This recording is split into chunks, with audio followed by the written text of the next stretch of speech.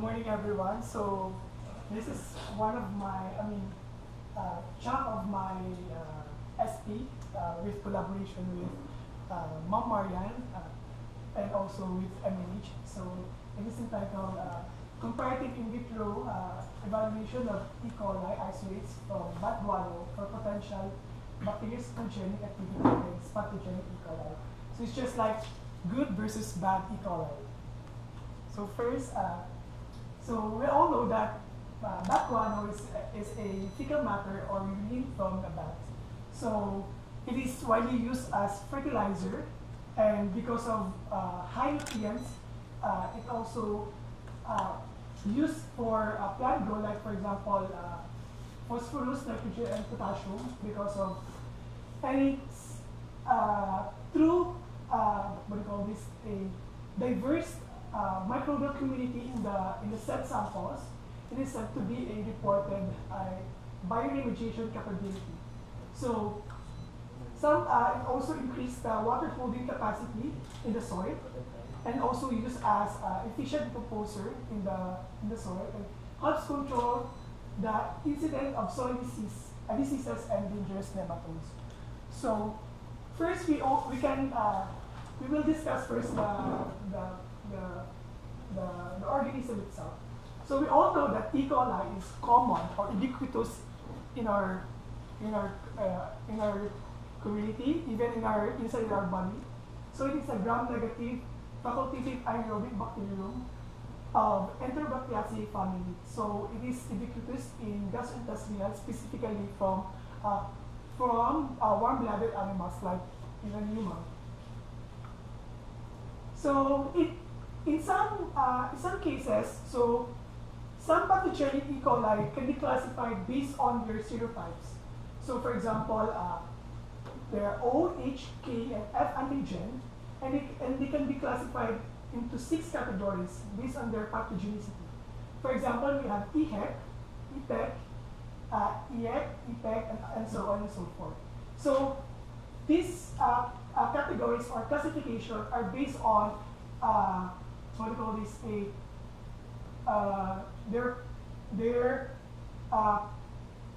this, their capability to induce diseases to the human or even in animals.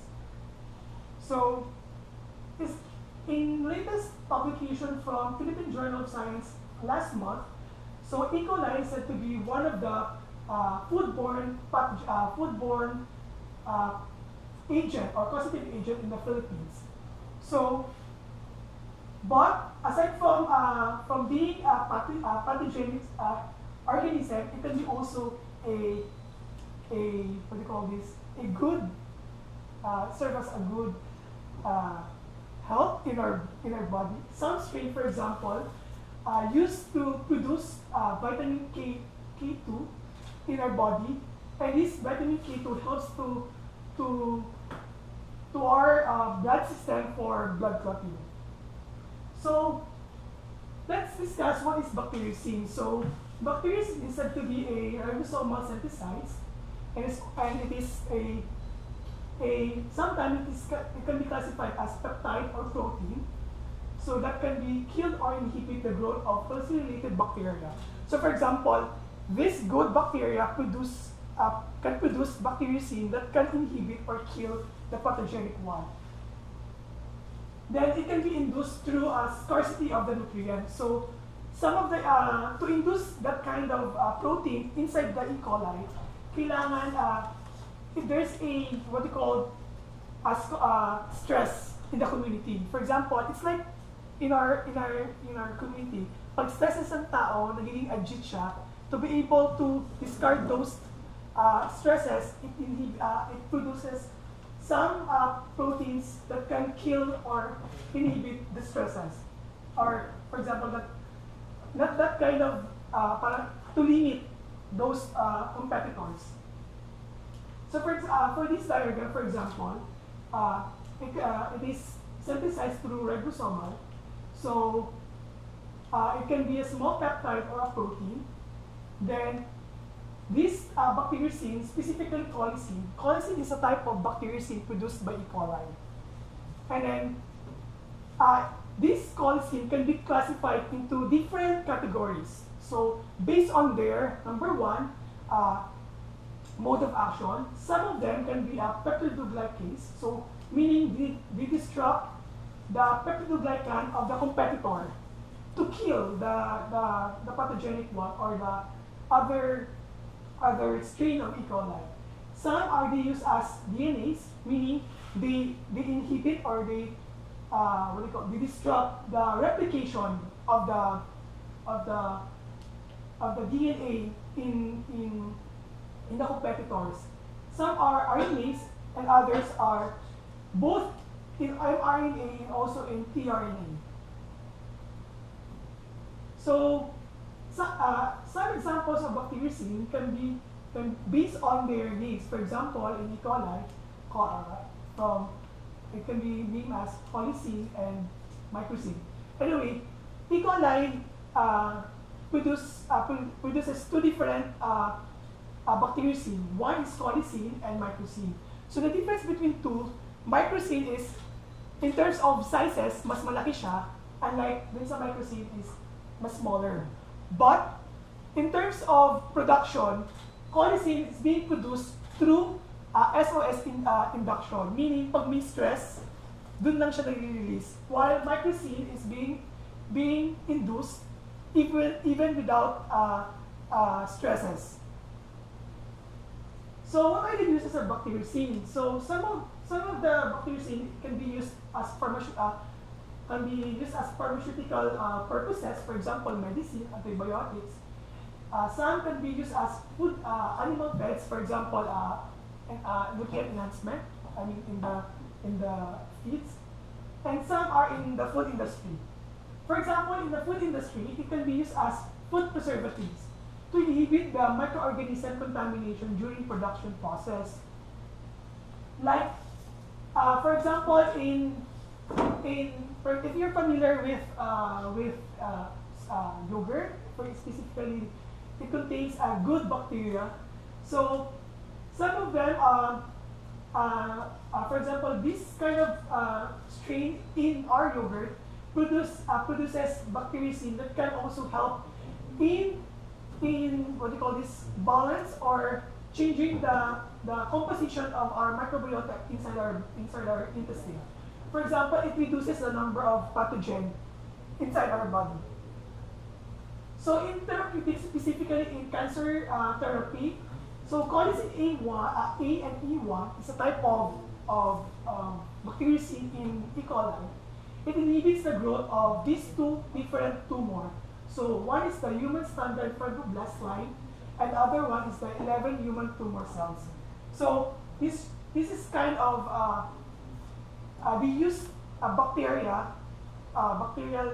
metabolites to inhibit or to kill cancer cells. So for my objectives, so we use the isolate strain from Guano or E. coli isolate strain to determine if there is a potential bacteriocinogenic against E. coli 0157 and UPPGH interhemorrhagic E. coli. So these two are pathogenic E. coli. So using different antibacterial assay methods, and also some additional assays like bacteriocin sensitivity assay and direct method assay. So for the methodology, here is my organization chart. For example, for the first part, from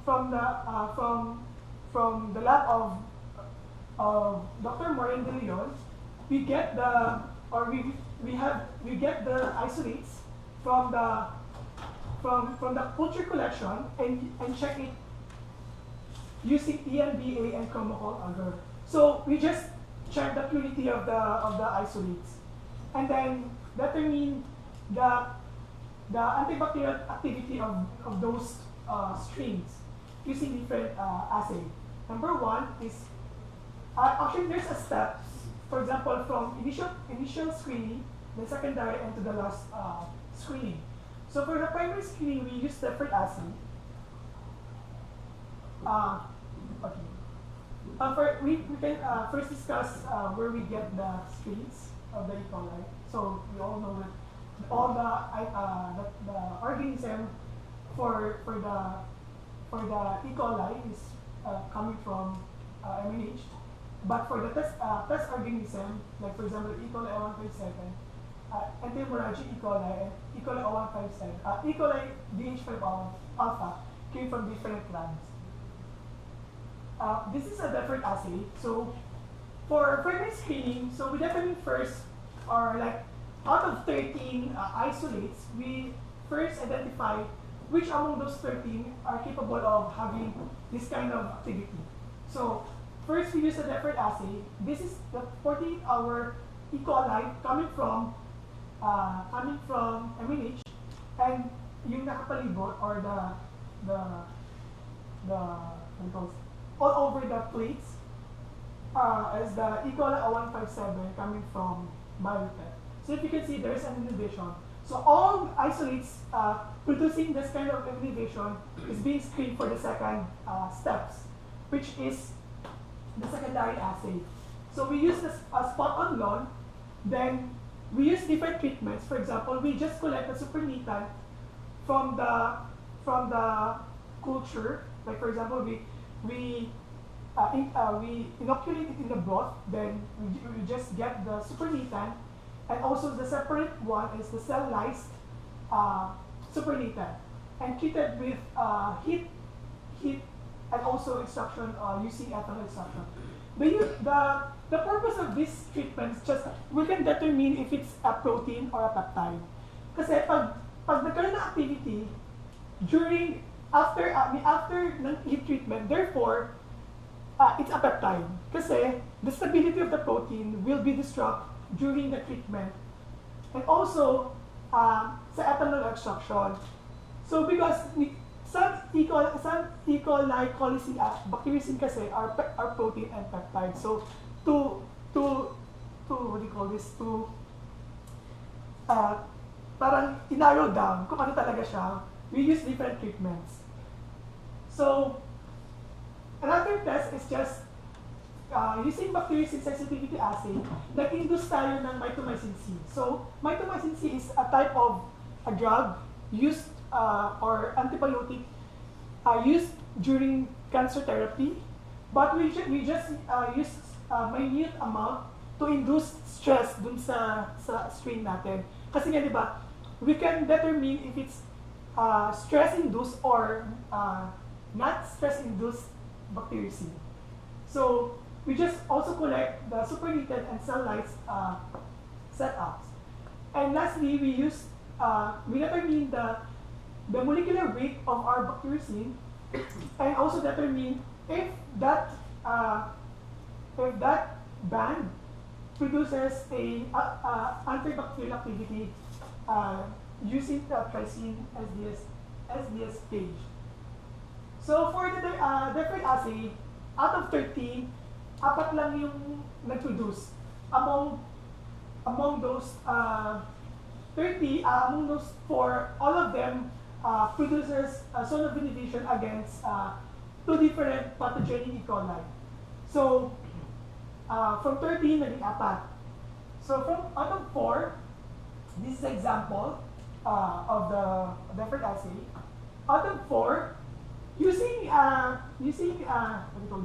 the secondary assay or the spot on lawn, among those 4, no isolate gave the zone of inhibition. It means during after heat treatment, wala nag-produce ng zone of inhibition. It can be possible na protein yung pinoproduce niya, or second is it can be what do you call this? Parang I think there's something also with the setups, but highly possibility na it can be a protein because will degrade during heat treatment. Then we use the Bacteriocin sensitivity assay. So out of 4, dalawa lang yung nag-perform ng inhibition against E. coli DH5 alpha. Actually, the DH5 alpha is not totally pathogenic. Actually, it's a lab E. coli. But during dun kasi sa lab in Japan, we cannot use the 2 pathogenic strain. So we just determine we just assay the 4 using this strain of E. coli. So among these 4, only 2, which is 1647 and 1651. If you can see, this setup is a mitomycin C induced, and the other one is non-induced mitomycin. So if you can see, meaning mas mataas yung zone dun sa induced ng ano. So, pero meron pa rin dun sa wala. Pero it means like we can give a hint na it can be a protein, number 1, but it's a colicin because it is induced through stresses. And then, if you can see in the graph, for example, in this, so for this is a supernatant mitomycin C induced, and this is cell-lysed mitomycin C induced. And comparing with non-induced, mas mataas talaga yung inhibition against dun sa wala. So, using a molecular weight, using 13 SDS page to determine the molecular weight, actually, we are targeting ranges from 29 to 75 kilodalton molecular weight. Actually, through that SDS page, yung mga bonds dyan, may mga specific molecular weight. So, ginawa ko, we can use the direct method assay, meaning we cut those bonds and subjected it for antimicrobial activity or antibacterial activity. But unfortunately, among those bond, walang may nag-perform ng zone of inhibition. Possible na it's either, number 1, actually, there are lots of possibilities na kung bakit walang nag-perform during direct assay. It can be first yung protein na na-isolate can be not active. And then second is yung washing part during kasi if you cut it, then subject it into plate, in a plate, hindi mo kasi basta siya isa-subject, it's just you need to wash it because may mga chemicals na naka-incorporate na. So to make it na matanggal talaga yung protein doon, you have to wash it from different steps. So possibility na natanggal or maybe hindi lang talaga active yung protein na nandoon. So this thing can be subjected for further test.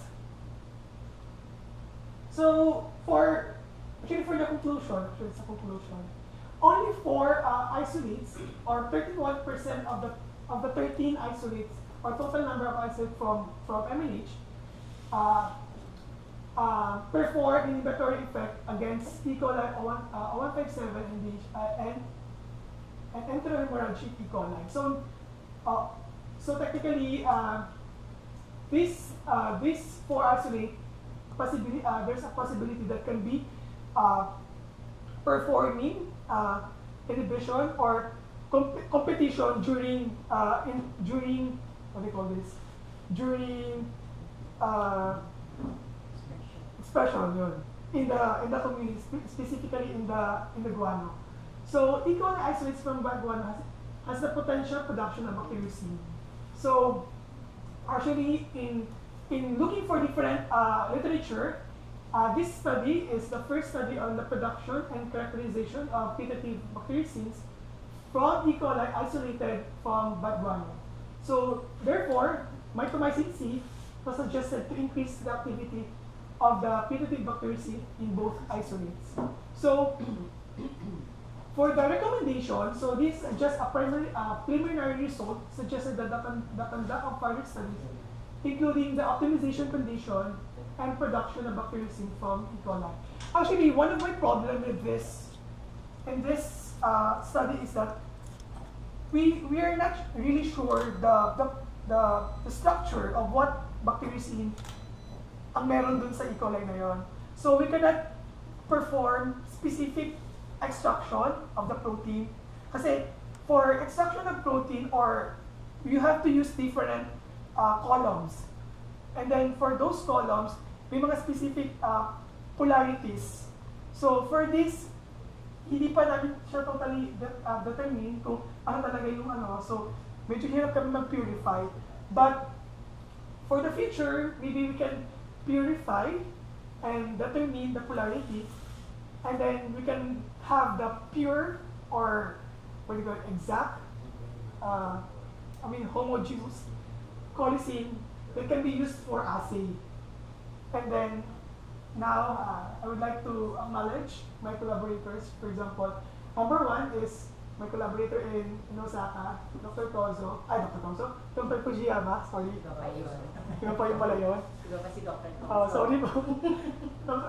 Fujiyama Sensei and Assistant Professor Ohashi Sensei. And PhD student Aaron in IC Biotech. Then Dr. Marian from MNH. And two collaborators from Animal Science, Dr. Kimio and Ma'am Beth, Dr. Mendoza and Dr. Sevilla. So I think that's all representation. Thank you. So.